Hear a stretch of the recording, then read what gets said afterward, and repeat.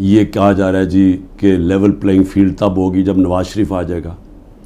تو ساروں کی تو کرپشن کیسز ختم کر دیے ہیں, تو رہ کیا گیا اب؟ تو اس کو بلا لیں واپس. وہ کیوں نہیں آ رہا پاکستان؟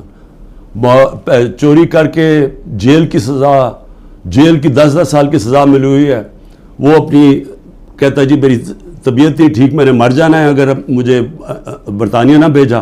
اس کو باہر بھیج دیا. یہ پرائم منسٹر نے عدالت میں ایفیڈیوٹ دیا اور ابھی تک کوئی ایکشن نہیں لیا. اور وہ وہاں بیٹھا ہوا اور وہاں جا کے پالیٹکس کر رہا ہے اور آرام سے زندگی انجوائے کر رہا ہے, انتظار کر رہا ہے کہ جب تک عمران خان جیل میں نہیں جاتا, پی ٹی آئی ختم نہیں ہوتی, وہ آتا نہیں. میں کہتا ہوں اس کو واپس بلا لیں, کیونکہ معاف تو ساروں کو کر ہی دیا ہے, اب تو کوئی کرپشن ایشو ہی نہیں گیا. اور میں صرف یہ کہتا ہوں کہ صرف یہ میرا ایک چیلنج ہے کہ جس حلقے سے بھی وہ کھڑا ہوگا میں اس حلقے سے کھڑا ہوتا ہوں, اور میں کوئی کیمپین بھی نہیں کروں گا. یہ ڈر ہے نا کہ عمران کو جیل میں ڈال دو, میں کیمپین بھی نہیں کرتا. لیکن میں آج آپ کو پاکستان کی عوام کی فیلنگ بتا رہا ہوں کہ یہ ملک بدل چکا ہے. یہ ملک کبھی بھی اس طرح کے لوگوں کو اب ووٹ نہیں دے گا. قوم کو سوشل میڈیا نے بدل دیا ہے, بچے کے اندر شعور آ گیا ہے.